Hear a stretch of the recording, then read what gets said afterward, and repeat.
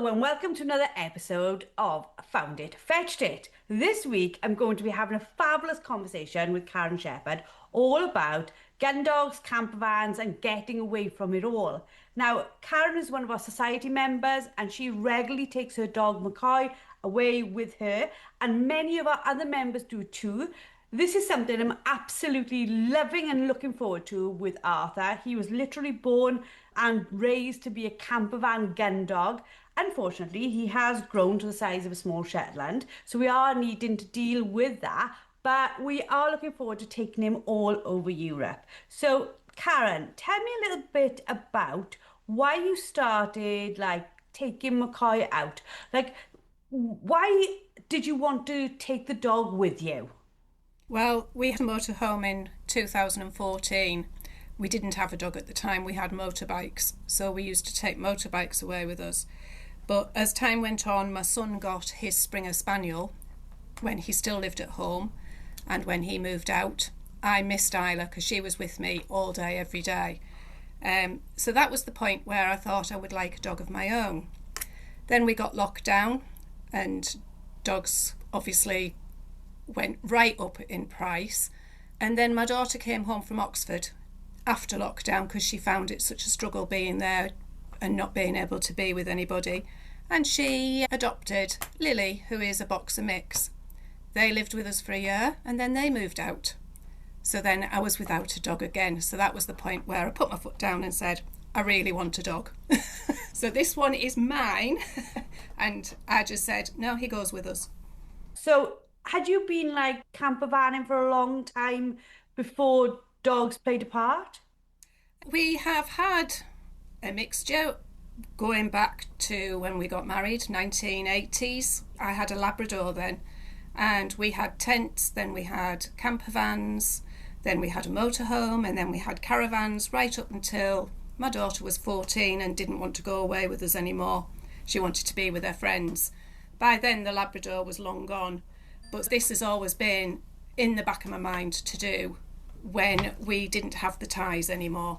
Yeah, it's great, isn't it? We had a camper van that was too small for our daughter, apparently. So then we got a bigger one. We went to a full motorhome, and apparently she didn't like how that worked because the dining room turned into the bed. We had to move her every morning. She was like, I don't like this. So we got another camper van, and she's now nearly 17. She's like, oh, I don't want to come away with you. And I'm like, oh my God. Any one of those camper vans would have done for us. But what is it that you love the most about travelling with McCoy like this? I think it's the fact that I'm not relying on other people to look after him. That wasn't the reason I got a dog, to put him with anybody else. And it's a good experience. It's a good experience for him. He's getting a lot of different environments. So there's a lot of settle training involved, a lot of heel work involved. But he's getting to visit other places. He's been just about all over Europe now. And he just loves it, particularly going to other beaches and lakes. That's his favourite.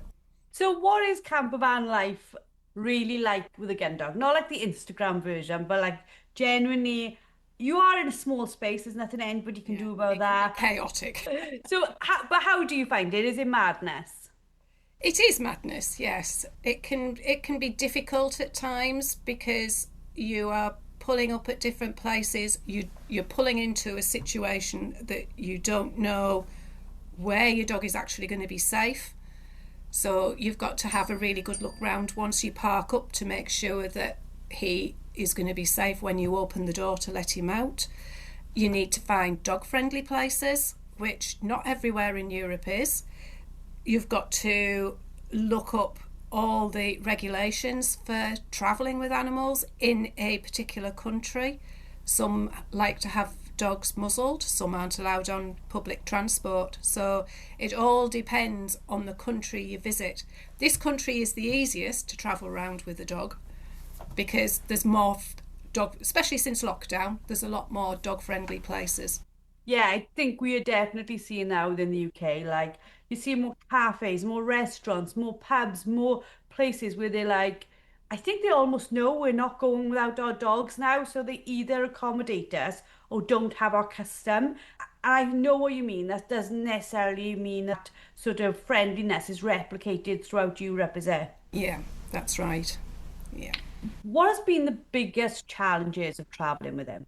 Is it like where we go in, like as in what the country needs from you? No, Brexit has been the biggest challenge for us because it has a knock on effect on the passport system, which the UK passport system disappeared with Brexit and became the animal health certificate. Food, because you can no longer take dairy or meat products, so that means your dog food. You can't take the dog food that your dog regularly eats with you, and McCoy is a raw fed dog. So we've had to find ways and means of getting around those restrictions because also raw food is not readily available in Europe unless you can buy it in bulk. It's crazy, isn't it? I know there was like people for Brexit, people against Brexit, but when I realized what we'd lost with the pet passport, I was like, this is madness. Because we even have started looking into the basics for Arthur. And it's not so much like the rabies jab and all that, because that's actually not that expensive. It's the fact that every time you leave the country, you are needing to get a certificate, aren't you? Yes, and they can range anywhere from £50 up to 250, £300, depending on either your vet or where you buy it from. And then you have to find a vet the other side to bring To back do to the do the worming dewormer. tablet. Yeah, but you have to do that regardless. That was before Brexit as well. You had to have your dog wormed before you come back into the country. Even with a passport, you still have to do that. And the prices can vary. We've paid 40, €50 before now, and then October we paid €8. Depends on the vet and where that vet is. Once you've got them abroad in Europe, does that health certificate cover you for everywhere you go in, or do you need different ones for different countries? For the most part, within the Schengen zone, it covers you.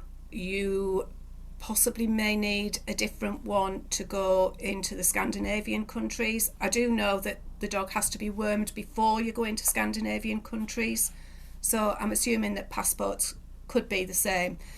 But the AHC, when the vet completes it, they ask you where you're going. Even though you're travelling, all they want to know is where you are actually landing in Europe. So for us, it's usually France. Which is mad, isn't it? Because if you intend on taking them abroad for, say, you were going for 8 weeks, you could be in three or four different countries and no single one is your base. Exactly. Yeah. What do you think a dog needs in place before their first camping trip? Like, not just, we've talked there about the animal health certificate, but is there anything else that you think the dog needs to be ready for before the first trip? To be a good traveller is probably the biggest thing. So maybe it depends on how you travel with your dog. McCoy always travels in a crate. So crate training for us was the most important thing. He's crated in the car, he's crated in the van, he's crated in the house. So it was an easy transition for us for him. Food times we left the same. And he's just got used to it. We only have to say we're going travelling and he's waiting at the van door to get in. What did you find it like with toilet training? Because obviously the dog's got to use your static van when you're parked up. That becomes home then. So Yeah. the usual, I suppose, routine for the dog when it wants to show you, wants to go to the toilet, etc. That's all changed, hasn't it? It has, but he tends to do the same thing. At home, he rattles the keys in the back door when he wants to go out. He just paws at the van door when he wants to go out, or he comes and sits and stares at you and then runs to the door. He lets us know for very definite what he actually wants.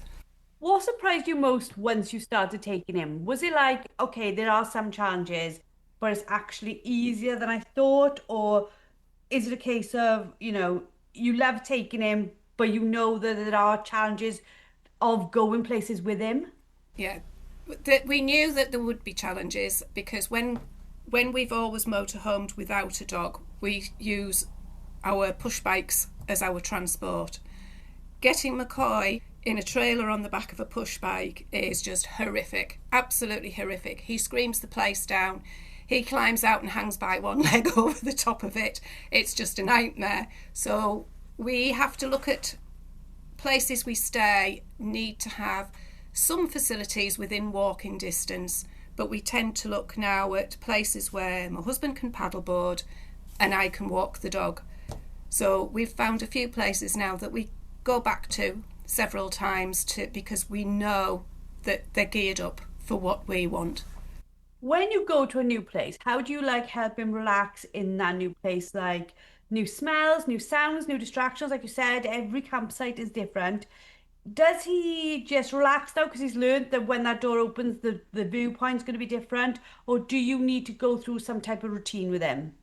We tend to have a good walk around, let him get a good sniff. He's usually for the most part, on his long line.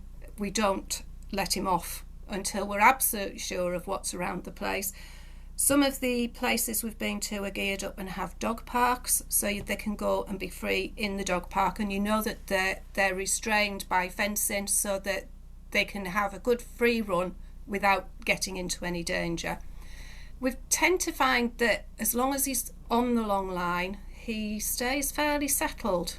He's not bad, and I think he's just got so used to it. We've been doing this since he was 12 weeks old. We started with getting him house trained at home, and then immediately started going to the van once we knew that he was relatively house trained. So it's all he's known, really. So what does a settled evening look like for you in the van? Because like we said, it's a small space.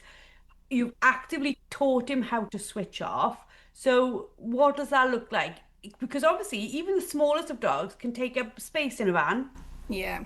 His own bed, as we call it. It's one chair it's like a double chair, but he spreads out on that. But for the most part, he tends to want to go in his crate. It gets to 8:30 on a night, and that's where he wants to be. So that's where he goes, and his crate is in the shower. That's a good place to keep it, I suppose, because yeah, you're always looking for somewhere where they can go. I've literally already earmarked a place for Arthur, and now that he's stopped growing, I know he should still fit in it, which would be fabulous. But do you find that the routine helps him know like what's expected, even though it's a different environment? He's still following a bit of his own routine, isn't he? He's quite an obsessive dog, and routine is very important to him. So he knows what comes next. He knows that when he gets up for his breakfast, he then gets on the bed and he has a cuddle on the bed before we get up and then go out, because we have that hour after he's been fed where he's got to stay chill before we take him anywhere. So how do you balance, because he is a gun dog that you train, how do you balance sort of like training with him, exercise, downtime, excitement, new places, beaches? Like how do you manage all that? We still do our GunDog training. I still take dummies away with us. I have a place board in the back of the van, which quite often gets used as a step if we're on a bit of an adverse camber and I need a bit of extra leg height to get in the van. So we still do an awful lot of the training, the steadiness and the settle training. If we go into bars and cafes, we expect him to settle on the floor at our feet. His natural hunting instinct comes in when we're out on walks. So I take a couple of micro hunting dummies with me and we just carry on as we would on a walk at home. That's fab. Was there anything that made you nervous at first to take him?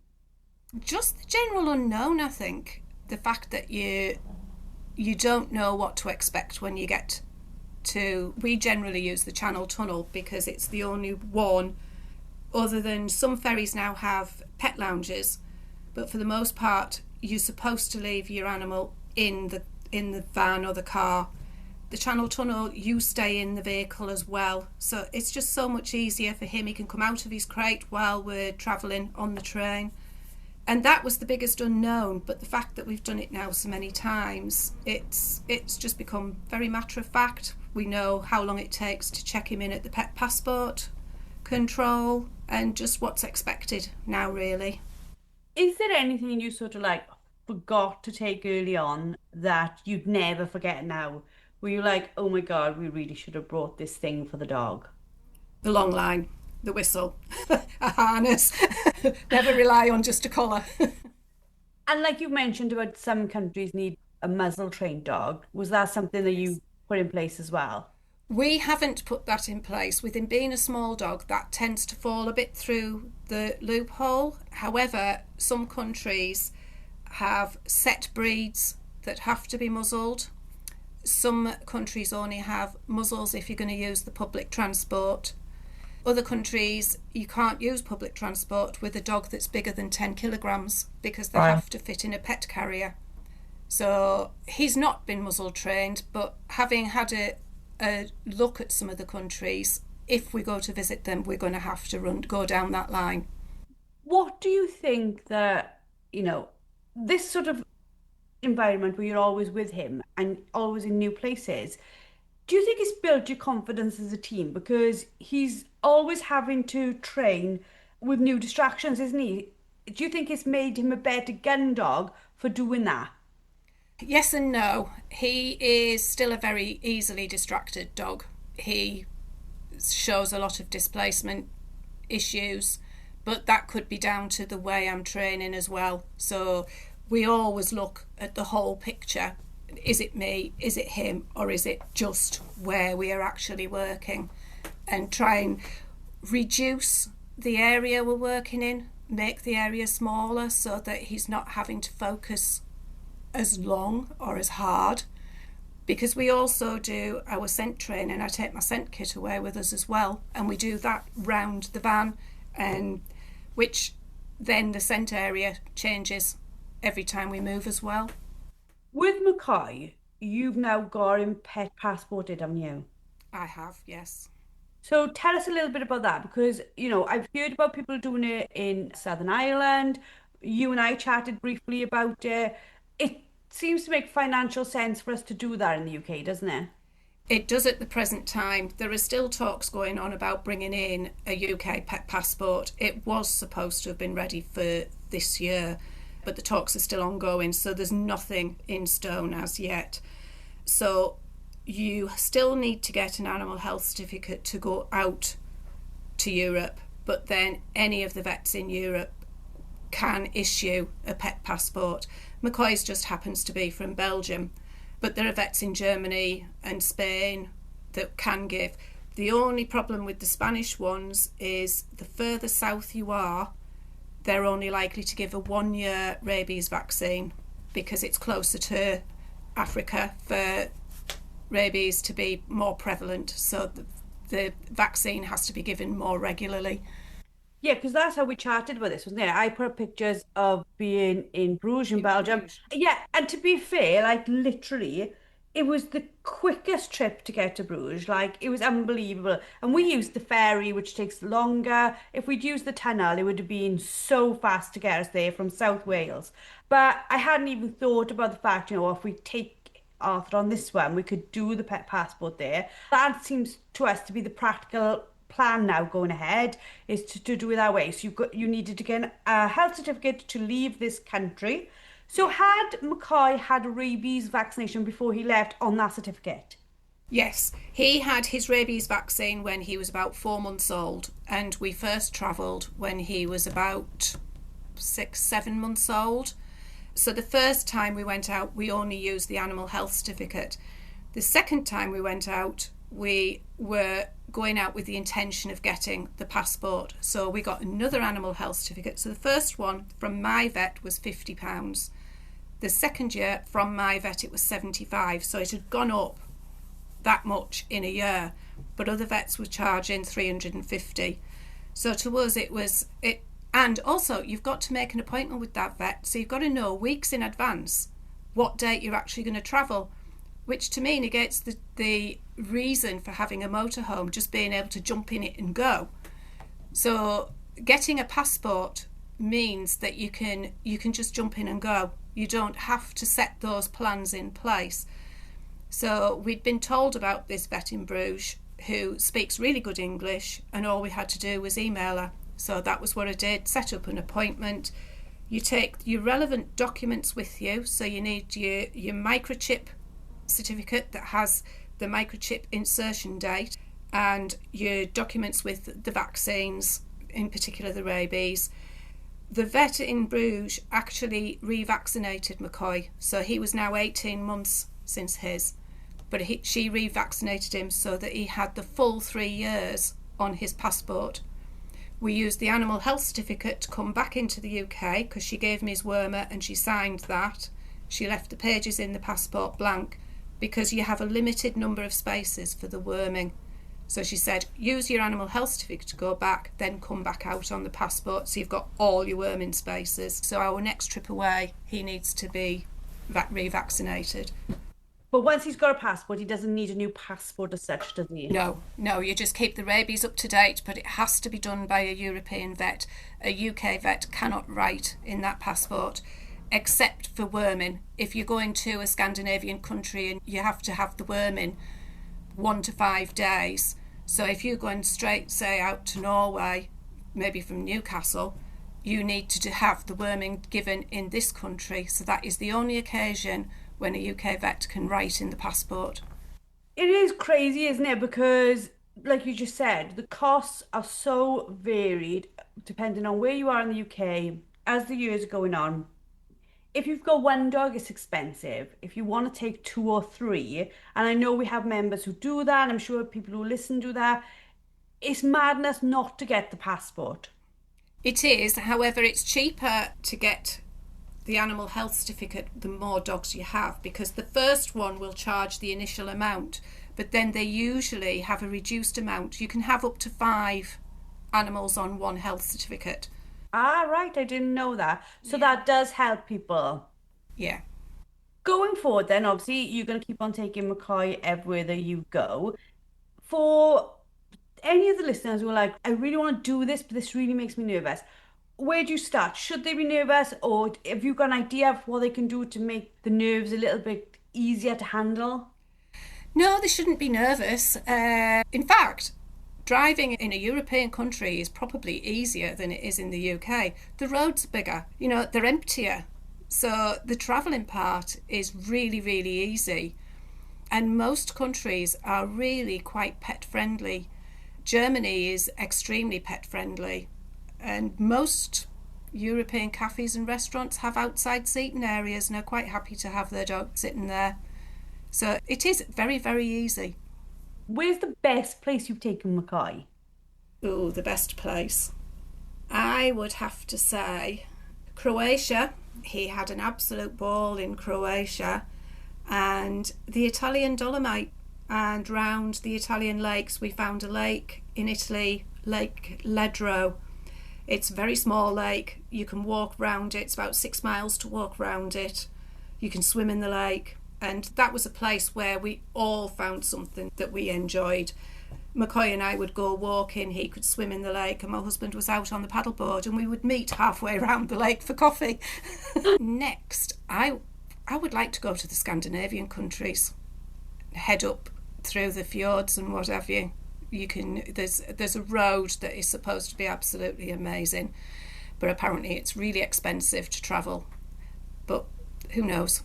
That's where we would like to go. But I particularly like Austria with McCoy because they have a lot of open space and a lot of wooded areas that are right up his street for hunting and what have you. He just loves it. The unfortunate thing is they allow their cattle to roam loose in the forests, so you have to keep your dog on a lead.